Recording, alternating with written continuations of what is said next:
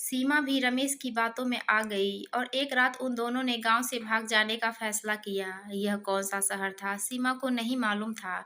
सीमा, मैं तुमसे बहुत प्यार करता हूँ और अगर तुमने मुझसे शादी नहीं की तो मैं जी नहीं सकूंगा, रमेश ने सीमा से कहा। पर मेरे माँ बाबूजी तो कभी इस शादी के लिए नहीं राजी होंगे, क्योंकि उनका कहना है कि तू नशा करता है और पूरे गांव में आवारागर्दी करता है। सीमा बोली, मैं नशा करता हूँ तो तेरी यादों में दुखी होकर करता हूँ, अगर आवारागर्दी करता हूँ तो तेरी याद में पागल बनकर। तू मुझे नहीं मिली तो मैं तो दुनिया ही छोड़ जाऊंगा, रमेश ने आंखों में आंसू लाने का नाटक करते हुए कहा।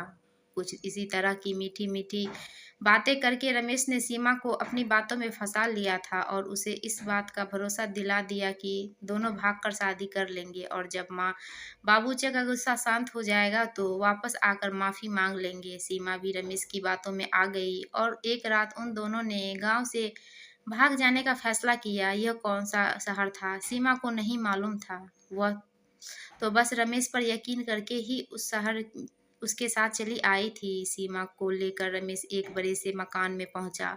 उस कमरे में ज़रूरत की सारी चीज़ें पहले से ही मौजूद थी। रमेश ने सीमा को बताया कि उन दोनों को आज ही मंदिर में शादी करनी होगी और इसके लिए उसे बाजार जाकर ज़रूरत का सामान लाना होगा। रमेश के बाजार जाने के बाद सीमा वहीं पर एक बिस्तर पर लेट गई और उसकी आंख लग गई। जब थोड़ी देर बाद सीमा की आंख खुली तो कमरे में रमेश नहीं दिखाई दिया। कोने में एक आदमी बैठा हुआ था जो उसे खा जाने की वाली नजरों से घूर रहा था।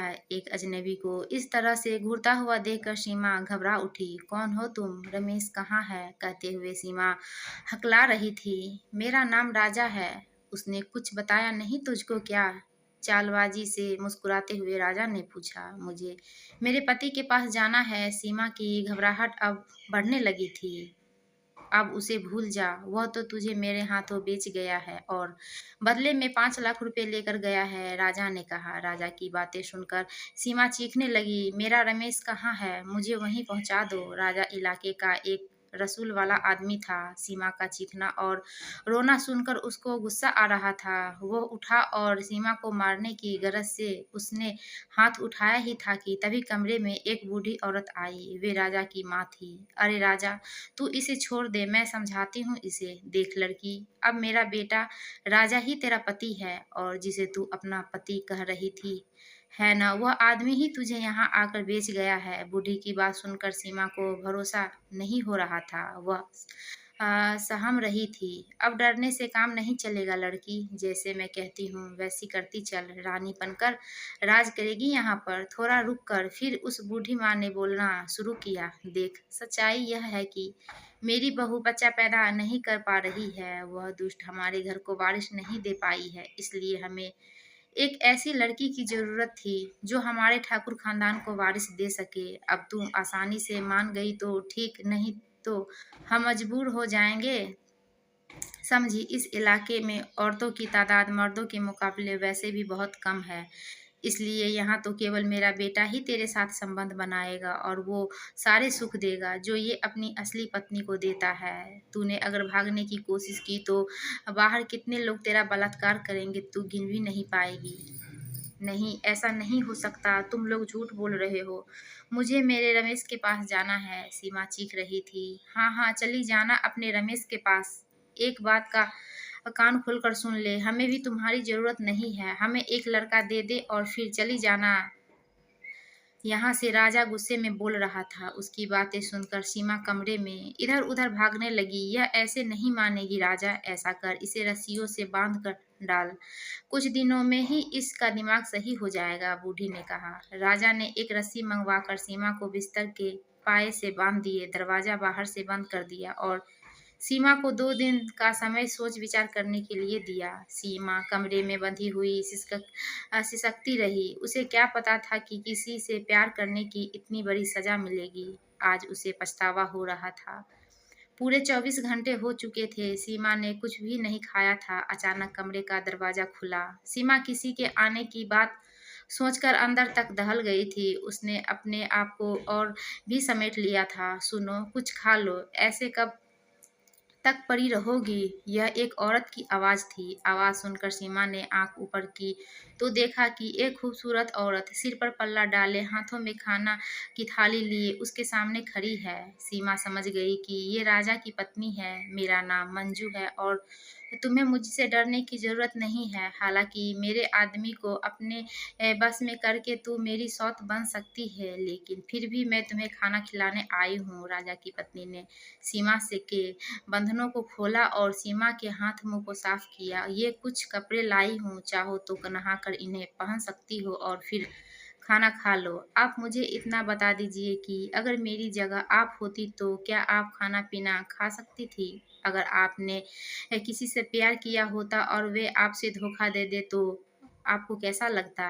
देखो, यहाँ बरसों से हूँ और मैं यही कहूँगी कि जो तुमसे यहाँ कहा जा रहा है उसे मान लो, क्योंकि तुम्हारे रोने या कोई भी असर इन पर नहीं होने वाला है। मंजू ने सीमा को समझाते हुए कहा, पर फिर भी सीमा को मंजू की बातें समझ नहीं आ रही थी। उसे तो लग रहा था कि एक बार अगर वह यहाँ से भागने में कामयाब हो गई तो सीधा अपने गांव जाकर माँ बाबूजी से माफ़ी मांग लेगी, पर शायद यह सब इतना आसान नहीं होने वाला था। कुछ दिन बीतने के बाद राजा की माँ फिर से उस कमरे में आई। उनके साथ में राजा भी था। सुन लड़की, जाकर नहा धो ले और साज श्रृंगार भी कर ले। वैसे तू श्रृंगार भी नहीं नहीं भी करेगी तो भी कोई असर नहीं पड़ने वाला है। और मेरे बेटा राजू, तू आखिर किस दिन का इंतजार कर रहा है? अब समय आ गया है, तू अपनी मर्दानगी साबित करनी होगी। दिखा दे दुनिया को मेरा बेटा राजा भी एक बेटा पैदा करने की ताकत रखता है। राजा को मानो इसी बात का इंतजार था। सीमा के लाख हाथ पैर पटकने के बाद भी राजा ने दरवाजा बंद किया और उसका मर्यादा भंग कर दिया। एक दो बार नहीं बल्कि पूरे महीने तक सीमा रोती रही और बलात्कार का शिकार होती रही, पर उसका रोना सुनने वाला वहाँ कोई नहीं था। एक दिन राजा की माँ सीमा के कमरे में आई। उनके साथ एक डॉक्टर भी थी। इसे चेक करके बताओ कि यह पेट से हुई भी कि नहीं। डॉक्टर अपने काम में लग गई और सीमा के कुछ सैंपल लेकर उसकी जांच की। कुछ देर बाद डॉक्टर ने सीमा के पेट से होने की सूचना दी। राजा को यह बात पता चली तो वह खुशी से फूला न समाया। आज उसे अपनी मर्दानी पर बड़ा घमंड हो रहा था और उसने मान लिया था कि औरत बदलने से वह बेटे का बाप बन जाएगा। सीमा पेट से क्या हुई? उसने कमरे में सूखे मेवे फल का अंबार लगा दिया गया। किसी चीज की कोई कमी नहीं रहने दी। सीमा के आसपास राजा और उसकी माँ रोज आते और सीमा के पेट पर नजर डालते और इशारों इशारों में ही खुशी होती।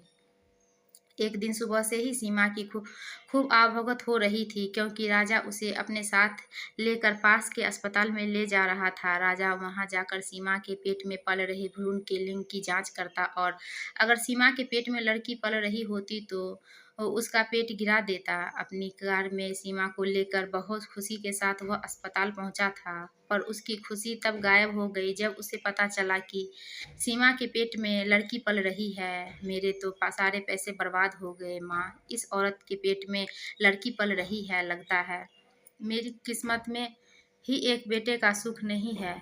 रोने लगा था राजा। अरे तू चिंता क्यों करता है? इस बार पेट में लड़की आ गई तो क्या तू फिर से कोशिश कर, थोड़ा और बादाम खिला और मुझे पोते का मुंह दिखा दे।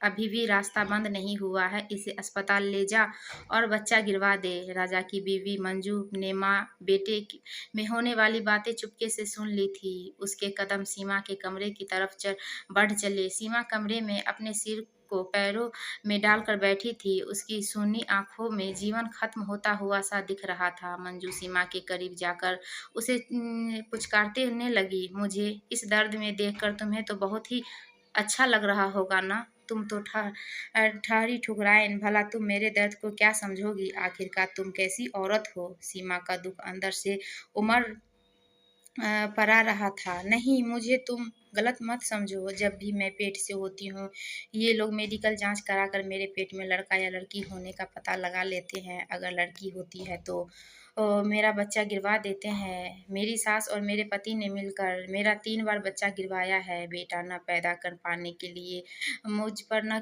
कितना जुल्म ढाया है इन लोगों ने, वह मैं जानती हूँ। मैं तो खुद ही अभागिन हो। मंजू की आँखों में भी नमी थी। तो फिर तुमने आवाज़ क्यों नहीं उठाई या फिर तुमने भागने की कोशिश क्यों नहीं की? सीमा ने पूछा। यहाँ से तो भागना मुमकिन नहीं है क्योंकि अस्पताल के इलाके में राजा के आदमी फैले हुए हैं जो उसके इशारे पर कुछ भी कर सकते हैं। मैंने आवाज़ उठाई तो मुझ पर कई तरह के जुल्म किए गए और जब ये लोग मुझे शहर के एक अस्पताल में मेरा पेट गिराने के लिए ले गए, तब मैं बहाने से वहाँ के टॉयलेट में गई और मैं भागने की जगह तलाशने लगी। वहाँ खिड़की में लगे शीशे को सावधानी से हटाकर बाहर का रास्ता मिल सकता था और मैंने वही किया। पर जैसे ही मैं पास ही बने एक पुलिस चौकी के में पहुँचने वाली थी कि मेरे पति राजा ने मुझे पकड़ लिया और मारते हुए घर ले आए। तब से लेकर आज तक मैं यहीं कैद होकर रह गई हूँ। सिसकियों में टूट गई थी मंजू। सीमा ने उसे पानी पीने को दिया। मंजू कुछ देर चुप रहने के बाद बोली, ये लोग तुम्हें भी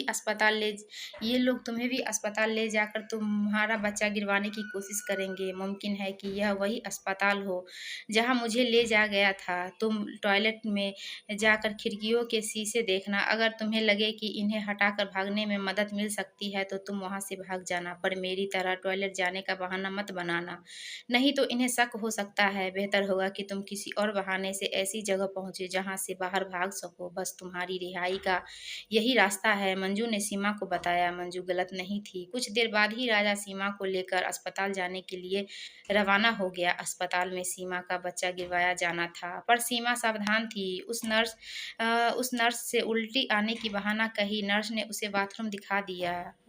यह वही अस्पताल था जहां मंजू को पहले लाया गया था। अंदर जाकर सीमा ने देखा कि खिड़की के शीशे को हटाकर भागा जा सकता है, पर ऐसा करने से में बेहद सावधानी की ज़रूरत थी। कांच के टुकड़े की आवाज़ सुनकर बाहर बैठे राजा को किसी भी तरह का शक हो सकता था, पर उसने ऊपर तरह तरह के जुल्मों की शिकार सीमा कोई भी रिस्क उठाने के लिए तैयार थी। उसने शीशे हटाकर खिड़की में इतनी जगह बना ली थी कि जिससे वह बाहर निकल सकती थी। आखिरकार उसकी कोशिश कामयाब हुई और खिड़की से बाहर आकर उसको एक नई ताजगी का एहसास हुआ। बाहर निकलकर सीमा सीधे पुलिस चौकी पहुंची और राजा को उसकी मां के खिलाफ रिपोर्ट दर्ज कराई। पुलिस राजा के घर पहुंची और राजा और उसकी मां को गिरफ्तार कर लिया। पर इंस्पेक्टर साहब, इस बात का क्या सबूत है कि मैंने इस लड़की पर जुल्म किए हैं? इसके पेट में पल रहा मेरा बच्चा ही है, राजा तेज आवाज से बोल रहा था। मैं देती हूँ सबूत आपको इंस्पेक्टर साहब। मंजू सामने से आती दिखाई दी। उसे इस रूप में इस तरह से बात करते हुए देखकर राजा का मुंह खुला का खुला रह गया। हाँ, मैं हूँ गवाह। सीमा पर हुए हर जुल्म और सितम का, और न केवल सीमा पर बल्कि मुझ पर भी इन लोगों ने एक लड़के की चाहत में अनगिनत जुल्म किए हैं। गिरफ्तार कर लीजिए इनको। पुलिस ने राजा और उनकी मां को गुनाह साबित होने के बाद जेल भेज दिया। उसके बाद पुलिस ने रमेश की खोज शुरू की और जल्द ही पुलिस ने पाया कि रमेश लड़कियों को अपने प्यार के जाल में फंसाकर भगाकर कहीं और ले जाता और बाद में उसे बेचने का काम बड़े पेशेवर ढंग से करता था। पुलिस ने रमेश को पकड़कर जेल में भेज दिया। प्यार में एक बार धोखा खाने के बाद सीमा ने फिर कभी किसी दूसरे मर्द पर भरोसा नहीं किया। हाँ, मंजू ने उसकी सौतन से उसकी सहेली बनकर उसका यकीन जिंदगी भर के लिए हासिल कर लिया था।